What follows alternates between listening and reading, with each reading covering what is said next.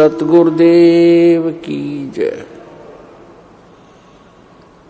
सर्वसंगत से प्रार्थना है, सत्संग प्रारंभ हो रहा है। कृपया सत्संग स्थल पर शांतिपूर्वक विराजमान होकर के श्रद्धा से सत्संग सुने। परमेश्वर की प्यारी आत्माओं से पुनर्निवेदन है, सत्संग प्रारंभ हो रहा है। कृपया सत्संग स्थल पर शांतिपूर्वक विराजमान होकर के श्रद्धा से सत्संग सुने। सत सही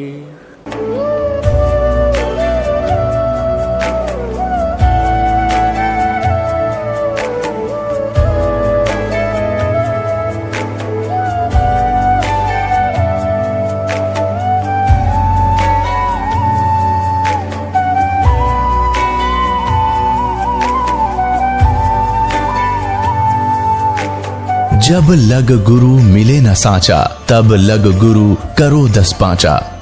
क्या गुरु बदल सकते हैं? क्या गुरु बदलने से पाप लगता है?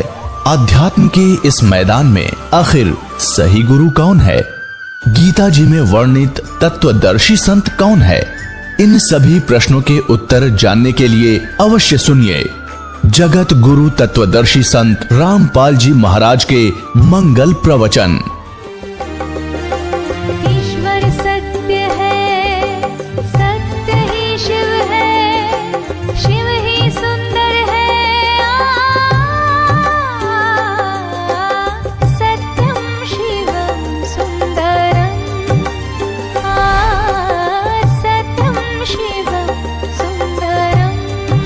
नमस्कार दर्शकों, हिंदू धर्म की मान्यताओं के अनुसार महाशिवरात्रि भगवान शिव की आराधना का एक महत्वपूर्ण त्योहार माना जाता है, जो हर साल फाल्गुन मास की कृष्ण पक्ष की चतुर्दशी तिथि को मनाया जाता है।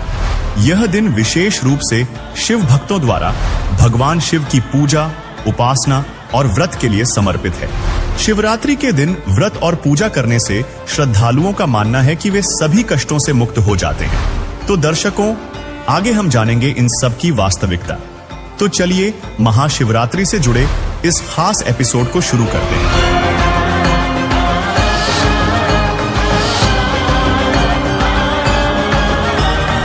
क्या महाशिवरात्रि के दिन व्रत और पूजा से सभी पाप और कष्टों से मुक्ति संभव है? और इसके पीछे कौन सी धार्मिक मान्यताएं और पवित्र शास्त्रों में इसके विषय में क्या कहा गया है? फाल्गुन मास की महाशिवरात्रि अत्यंत महत्वपूर्ण मानी जाती है। शिव भक्त इस दिन व्रत रखते हैं, शिवलिंग की पूजा करते हैं और इसे अपने कष्टों के निवारण के लिए विशेष मानते हैं।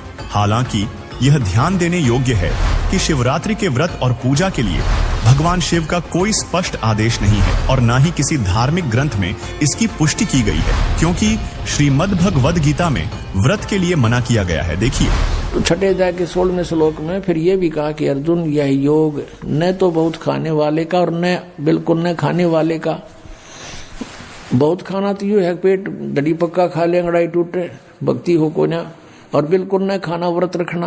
व्रत रखना भी गीता में मना है। और ये व्रत रखवाओ एकादशी का, ये कहां से लाए? और न बहुत सहन करने वाले, सोने वाले का, और न अधिक जागने वाले का सिद्ध होता। यानी अब ये साधना भी जो इसने बताई है काल भगवान ने, ब्रह्म ने, इसने अपने सतर का ज्ञान भी दिया है कि इस प्रकार करो और इससे मेरे से मिलने वाली जो शांति है उसको प्राप्त हो सकते हो। और ब्रह्म से जिसी शांति मिला पता ही है, ब्रह्मलोक में गए, वहां से फिर जन्म मृत्यु में जैसे चुनक ऋषि की चल रही है ये क्रिया, उसके लिए बताया जा रहा है। तो ये छठे अध्याय का है, ये 10 से लेकर और अभी आपने 15 तक पढ़ा, 16 तक पढ़ा। 16वें में तो ये भी कंसेप्ट क्लियर कर दिया है कि व्रत रखना भी व्यर्थ है। और ये एकादशी का व्रत तो बहुत महत्वपूर्ण कर बताते। तो ये लोक वेद है, दंत कथा है, इनकी वेद शास्त्र विधि रहित ज्ञान है, उसके करने से कुछ भी लाभ नहीं होगा। गीता जी अध्याय नंबर 16 के श्लोक नंबर 23 के अनुसार देखिए, गीता अध्याय 16 श्लोक 23-24। और गीता अध्याय नंबर 16 के श्लोक नंबर 23 में कहा कि शास्त्र विधि को त्याग कर जो मनमाना आचरण करते हैं, ये देखिएगा। गीता अध्याय नंबर 16 के श्लोक नंबर 23 में दिखाते हैं आपको। 23 और 24 में गीता अध्याय नंबर 16 के श्लोक नंबर हम दिखाते हैं आपको 23 में। जो पुरुष शास्त्र विधि को त्याग कर अपनी इच्छा से मनमाना आचरण करता है वह न सिद्धि को प्राप्त होता है, न परम गति को, और न सुख को ही।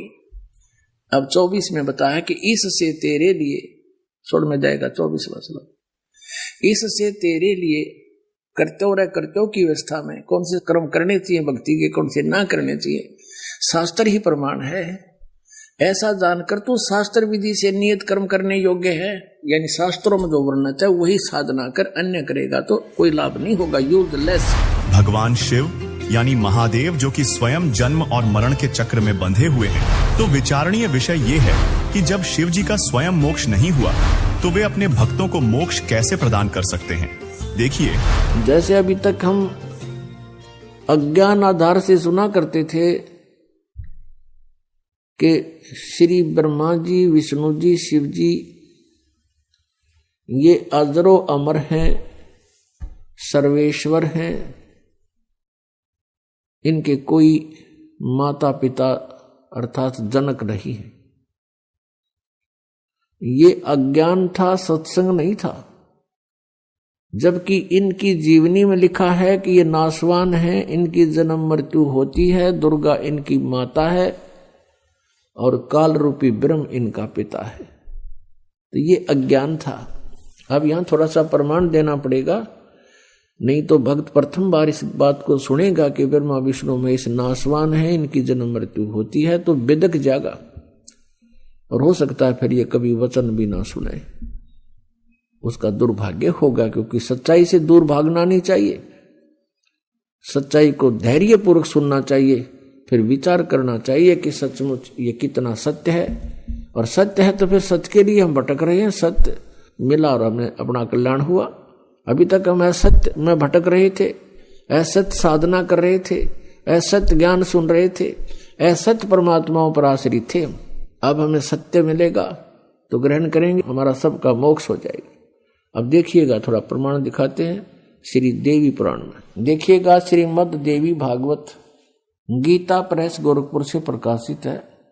और इसके कौन है संपादक?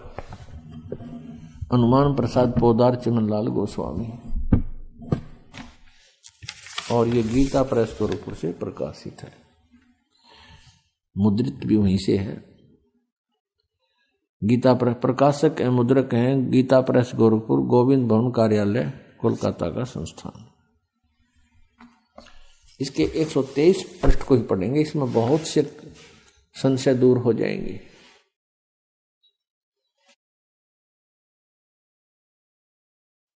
तीसरा स्कंद श्रीमद् देवी भागवत आप पढ़ रहे हैं, 123 पृष्ठ देखिएगा। तुम भगवान विष्णु जी अपनी माता दुर्गा के विषय में कह रहे हैं स्तुति करते हुए, तुम शुद्ध स्वरूपा हो, यह सारा संसार तुम इसे उद्भासित हो रहा है। मैं ब्रह्मा और शंकर हम सभी तुम्हारी कृपा से विद्यमान हैं। हमारा आविर्भाव माने जन्म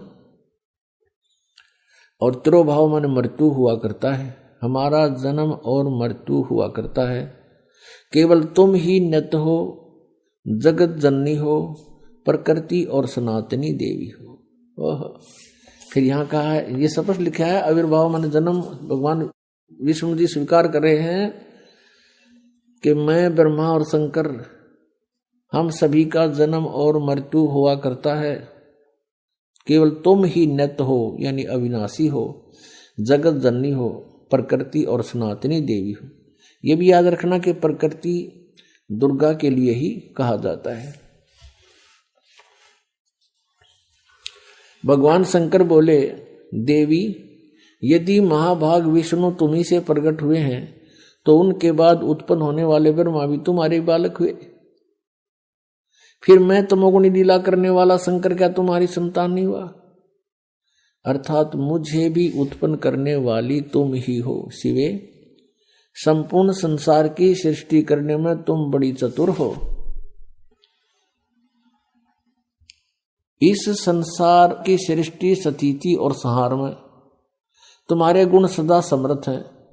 उन्हीं तीनों गुणों से उत्पन्न हम ब्रह्मा विष्णु एवं शंकर नियमानुसार कार्य में तत्पर रहते हैं। पुण्यात्मा, इस श्रीमद् देवी भागवत यानी देवी पुराण ने चंद पंक्तियों में ये 5 कंसेप्ट क्लियर कर दिए। नंबर 1, ब्रह्मा विष्णु महेश नाशवान है, इनकी जन्म मृत्यु होती है, ये इनकी जीवनी में लिखा है। और नंबर 2, प्रकृति दुर्गा को कहते हैं। नंबर 3, दुर्गा इन ब्रह्मा विष्णु महेश की माता है। और नंबर 4, ये कहते हैं हम तो केवल नियमित कार्य ही कर सकते हैं, यानी जिसके संस्कार में दुख या सुख जैसा है उसको एज इट इज दे सकते हैं, उसमें हम कोई परिवर्तन नहीं कर सकते। और 5वां ये हो गया कि रजगुण ब्रह्मा, सतगुण विष्णु, तमगुण शिव जी, कि इन तीनों गुणों से उत्पन्न हम। तो पुण्यात्मा, अभी तक जो ये ज्ञान दिया करते थे वो दंत कथा थी, अज्ञान था, वो सत्संग नहीं था। और आज तक पवित्र हिंदू धर्म के जो गुरु मार्गदर्शक माने जाते थे, ऋषि महर्षि मंडलेश्वर, वो अपने सदग्रंथों से भी परिचित नहीं थे।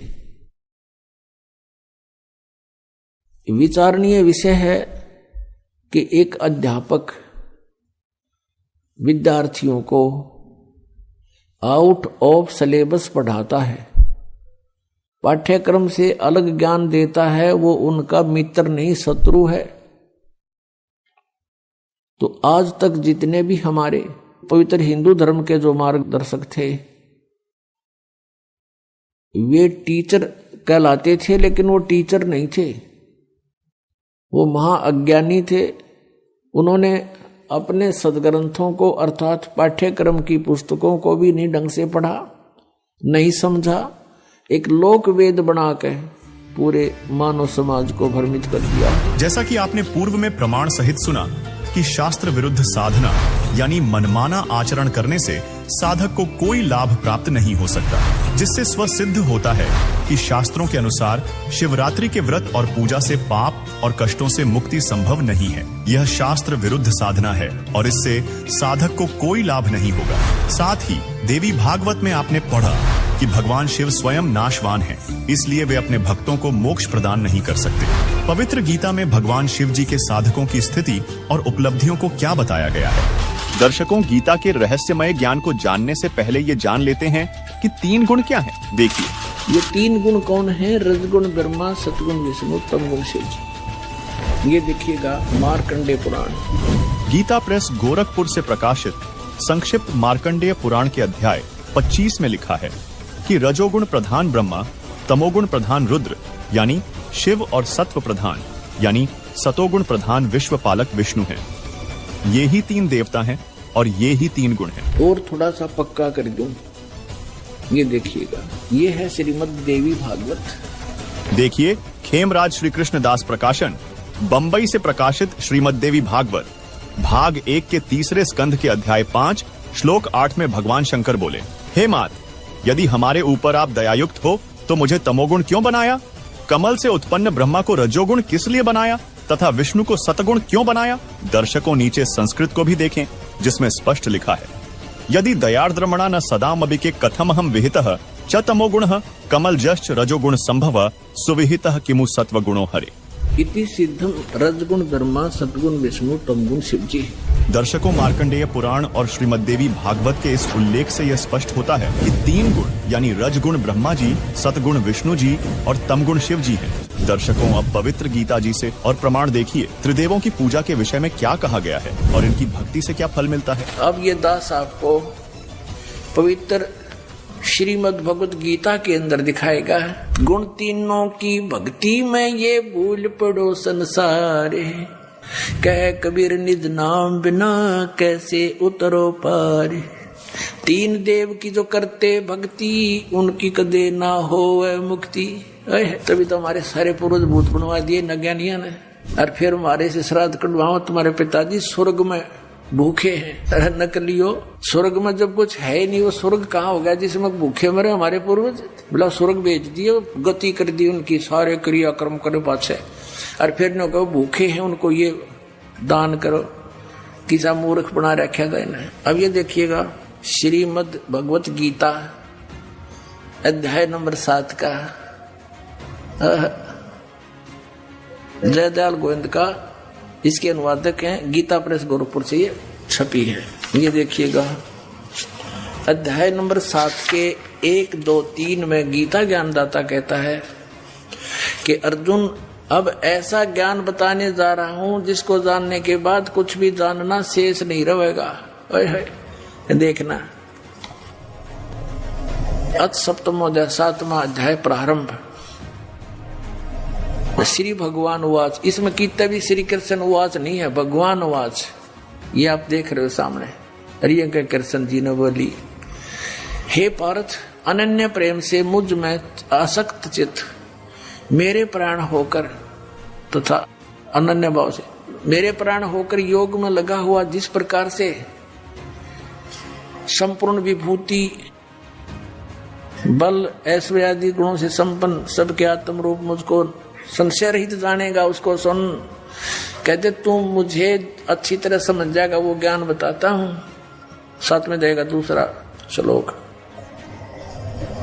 मैं तेरे लिए इस विज्ञान से तत्व ज्ञान को संपूर्णता कहूंगा जिसको जानकर संसार में फिर कुछ भी जानने योग्य शेष नहीं रह जाता। अध्याय नंबर 7 के और श्लोक नंबर 12 पे, क्योंकि ताजा ताजा सिद्ध हुआ है कि रजगुण ब्रह्मा है, सतगुण विष्णु, तमगुण शिव जी, ये याद रखना। अब ये गीता ज्ञान दाता ब्रह्म है, काल है, और ये कह रहा है कि और भी जो सतगुण से उत्पन्न होने वाले भाव हैं, सतोगुण यानी विष्णु से सतिथि, और जो रजगुण से तथा तमगुण से, रजगुण ब्रह्मा जी से उत्पत्ति, तमोगुण से संहार शंकर जी से, तमगुण शंकर से संहार होने वाले भाव हैं, उन सबको मुझसे ही होने वाले हैं ऐसा जान, परंतु वास्तव में उनमें मैं और वे मुझ में नहीं है। अब पुण्यात्माओं, इस काल भगवान को 1,00,000 मानव शरीरधारी प्राणियों के शरीर से निकले गंध को खाने का श्राप लगा हुआ है, जिस कारण से इसने अपने तीनों पुत्रों को ये यहाँ की व्यवस्था दे रखी है कि ब्रह्मा जी रजोगुण है जिसके प्रभाव से हम संतानों उत्पत्ति करते हैं, सभी प्राणी विवश होकर के, जीव के बस की नहीं। और सतोगुण श्री विष्णु जी के सतोगुण के प्रभाव से हम एक दूसरे में जकड़े हुए हैं, हमारे अंदर इतनी ममता भर रखी है, हमारे बस का नहीं से दूर हो सके। और तीसरा जो संहार करता है शंकर भगवान, ये भी काल का पुत्र है। तो इन तीनों से ये कहता है कि जो रजगुण से होता है वो ब्रह्मा जी से उत्पत्ति और विष्णु जी से स्थिति और शिव जी से संहार जो कुछ भी हो रहा है, इसका निमित्त कारण तो मैं ही हूँ, पर मैं इनके सामने नहीं आता, इनसे अलग रहता हूँ। अब आगे चलते हैं, देखिएगा अध्याय नंबर 7 और श्लोक नंबर आपने 12 पढ़ लिया। और भी जो सतोगुण से उत्पन्न होने वाले भाव हैं, यानी सतिथि और रजोगुण जो ब्रह्मा से सृष्टि उत्पत्ति और तमोगुण शंकर से जो संहार होता है, उन सब को मुझसे ही होने वाले हैं ऐसा ही जान, परंतु वास्तव में इनमें मैं और वे मुझ में नहीं है, इनसे बाहर है ये। अब 13वें में कहा है कि गुणों के कार्य रूप सात्विक राजस और तामस, इन तीनों प्रकार के भाव से यानी इन्हीं के ऊपर आसक्त ये सारा संसार प्राणी समुदाय मोहित हो रहा है, इन तक सीमित है, ब्रह्मा विष्णु महेश तक। इन तीनों गुणों से रजगुण ब्रह्मा सतगुण विष्णु तमगुण शिव जी से परे मुझ अविनाशी को नहीं जानता। ये कहते हैं इनसे ऊपर हूं मैं, अलग हूं। अब आगे देखो, अब 14 में कमाल कर दिया, श्लोक नंबर 14 7वें अध्याय का, क्योंकि यह अलौकिक अर्थात अति अद्भुत त्रिगुणमयी मेरी माया, रजगुण ब्रह्मा सतगुण विष्णु तमगुण शिव जी के द्वारा फैलाया गया ये जाल, ये बड़ी दुस्तर है, बड़ा खतरनाक है। जो पुरुष केवल मुझको निरंतर भजते हैं वे इस माया को ब्रह्मा विष्णु महेश से ऊपर उठ जाते हैं, उल्लंघन कर जाते हैं। यानी जो ब्रह्म से लाभ होता है वो ब्रह्मा विष्णु महेश के लाभ से अधिक स्वर्ग प्राप्ति होती है।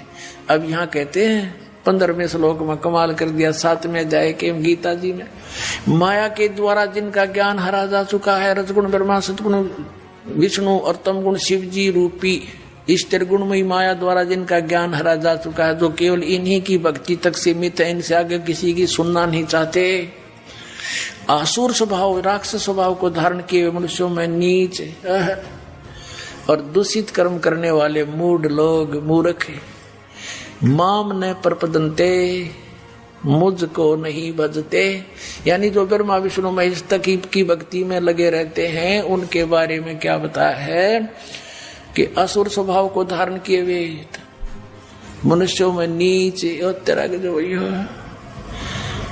और दूषित कर्म करने वाले मूर्ख लोग आत्माओं। परमात्मा ने 600 वर्ष पहले कहा था, 3 देव की जो करते भक्ति उनकी कदे ना हो मुक्ति। और गीता जी ने इनको क्या संज्ञा दे दी आपके समक्ष है। दर्शकों, गीता अध्याय 7 श्लोक 12 से 15 में तीनों गुणों के उपासकों को राक्षस स्वभाव के मनुष्यों में नीच दूषित कर्म करने वाले मूर्ख क्यों कहा गया है, सुनिए। एक भस्मागिरी नाम का साधक था, तपस्वी था, तमोगुण श्री शिव का उपासक, और शिव जी के गेट के सामने, मेन गेट के सामने ऊपर को पैर करके नीचे न सिर करके तपस्या करने लग गया। 12 वर्ष तक सिरासन पर रहा। एक दिन पार्वती जी ने कहा कि भगवान आप तो महादेव हो, देवताओं के देव हो, आप तो जो चाहो सो कर सकते हो, आपके भगत को दे दो जो मांगता है। अब भगवान शंकर ने कहा, शिव जी ने कहा तमोगुण ने कि मांग भाई भस्मागिरी, क्या मांगता है साधु। भस्मागिरी ने कहा जी वचनबद्ध हो जाओ तब मांगो। भगवान शिव ने कहा ठीक है भाई मैं वचनबद्ध हो गया, प्रतिज्ञा करता हूं तू मांगेगा वही दे दूंगा, वचन है मेरा। उसी से मैं सीधा खड़ा हो गया और कहने लगा भगवान ये भस्म कड़ा दे दो जो आपने हाथ में पहन रखा है। उस भस्म कड़े में एक शक्ति थी, उसको मालूम था कि जिसके सिर के ऊपर ऐसे करके यूं कह दिया कि भस्म, वो व्यक्ति वो पशु पक्षी भस्म हो जाता था। अब जो ही भगवान शंकर ने वचनबद्ध होने के कारण वो अपना प्रिय कड़ा भी दे दिया, ये सोचकर कि साधु संत है, जंगल में रहता है, हिंसक पशुओं से बचने के लिए, राक्षसों से बचने के लिए ले रहा होगा, दे दिया।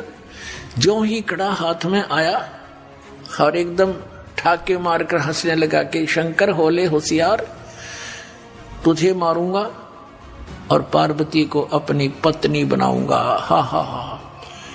अब उसने यूं किया, शंकर भगवान जान गया कि तो एकदम चेंज हो गया सारा, इसका तो आओ भाव बदल गया नीच का। भगवान शंकर ने डांक ठोक दी, फुल स्पीड तक भाग लिया, 100 की स्पीड तक। आगे आगे भगवान और पीछे पीछे पुजारी जा खखाट पटया। तो परमात्मा ने आके रजा करी, उनके शंकर जी के और उस पुजारी के बीच में आकर पार्वती रूप बना के खड़े हो गए खुद परमात्मा। और वो तो पार्वती के लिए भाग ही रहा था, उसने सोचा चल 2 बात कर लेता हूं, पार्वती से रुक गया। अब पार्वती रूप में परमात्मा ने कहा कि आप रुक जाओ, क्यों भागे जा रहे हो, आओ बैठो 2 बात करेंगे। अब शंकर जी तो आपके निकट आ नहीं सकता, 100 किलोमीटर तो उड़ा नहीं डटे भी। अब वो निश्चिंत होकर खड़ा हो गया। पार्वती रूप में प्रभु ने कहा कि मुझे कुछ डांस करके दिखा ताकि मेरा मन प्रसन्न हो, आपको पसंद करूं। वो कहने लगा मैंने नाचना तो ना आता, मैं साधु संत, मैंने तपस्या की है। तो पार्वती रूप में भगवान ने कहा कि मैं सिखाती हूं तुझे, पहले डांस करके दिखा मुझे। इस हाथ को ऐसे कर, इस पैर को ऐसे कर, इसको ऐसे कर, इसको ऊपर ला, इसको नीचे कर। धीरे धीरे जिस हाथ में उसको कड़ा था वो सिर पर आ गया ना, तो उस बूढ़ी बूझ के जब कह दिया भस्म, वो भस्मागिरी नष्ट हुआ। अब उस कड़े को लेकर विष्णु रूप धारण करके परमात्मा शंकर भगवान के से काफी आगे खड़े हो गए और कहा कहाँ दौड़ रहे हो। बोले नाथ कहाँ चले, शंकर जी कहाँ जा रहे हो कि भाग ले विष्णु भाग ले। पीछे एक दुष्ट आ रहा है, उसने मेरे से धोखा किया है। तब विष्णु रूप में प्रभु ने कहा कि देख ये तेरा कड़ा में ले आया, उससे भाग, डरे मत, वो मैंने नाश मार दिया है। कि नहीं नहीं ये कोई और होगा, कि वही है, चिंता ना कर। दौड़ता दौड़ता पूछ रहा कैसे क्या कर दिया? कि मैंने उसको ऐसे ऐसे पार्वती रूप बनाया, उसके सामने खड़ा हो गया, उसको गंड नाच नचा के और उसको ऐसे किया जब वो मार दिया। शंकर भगवान ने कहा मुझे उसकी वो ऐसे दिखा दे, राख कहां सी जड़िया है। वो ला के दिखा लिया ना कि यो पड़ा उसकी राख। जब कलेजे की धड़कन बंद हुई भगवान शिव जी की, जिसको अविनाशी कहा करते, अजरो अमर मृत्युंजय कालज सर्वेश्वर महेश्वर। बताओ, ये थे हमारे टीचर हिंदू धर्म के, नकली गुरु, मूर्ख बना रहे हमारे को हजारों वर्षों से। अपने आत्मा, ये तो 2 गुणों के पुजारियों का निर्णय हो गया। किसे थे? 2 गुण का उपासक था ब्रह्मा जी का। कौन? हिरण्यकशिपु। भगत बनकर श्रद्धा से खूब तपस्या करी, वर मांग लिए, सुबह मरू ना, शाम मरू, रात मरू ना, दिन मरू, फलान मरू ना, धकड़ मरू। कह दिया तथास्तु।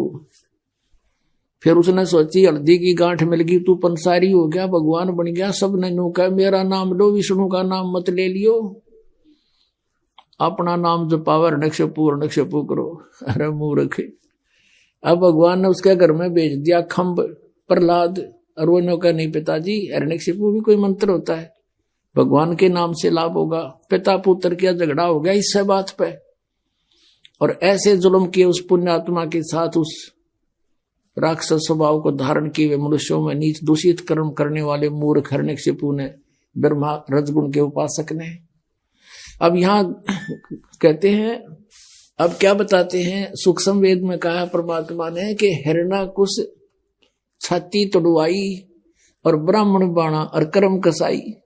वो तो ब्राह्मण भगत को आवे है, भगत का तो बाणा उसका है, और कर्म इसे कसाई कैसे अपने मासूम बच्चे को मारने के लिए ना जाने कितने ओछे हथकंडे अपनाए। हिरण्यकशिपु छाती तोड़वाई और ब्राह्मण बाणा कर्म कसाई। रजोगुण का उपासक था, राक्षस कहलाया हिरण्यकशिपु।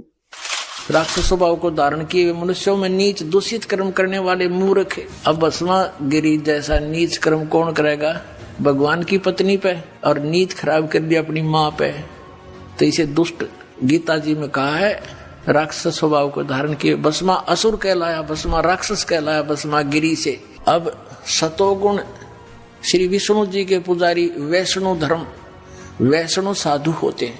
एक समय हर की पैड़ी हरिद्वार के अंदर एक कुंभ के पर्व की, कुंभ के मेले की, त्योहार की प्रभी लगी। हर की पैड़ियों पर वो प्रभी लगनी थी, वहां स्नान करना था। तो सभी ये छठदल बोला है न, 6 प्रकार के, को गिरी, पुरी, नागा, सन्यासी, वैष्णो, नाथ, ये छठदल कहलाते हैं। दल माने संख्या, अलग अलग ग्रुप, दल माने पूरा समूह। तो ये सब छठदल अपने अपने स्थान पर, अपने अपने डेरों में, अपने अपने ग्रुप में, गिरियों में गिरी, पुरियों में पुरी, सन्यासियों में सन्यासी, नागाओं में नागा, वैष्णों में वैष्णो साधु जा करके अपने ग्रुप में वहां हरिद्वार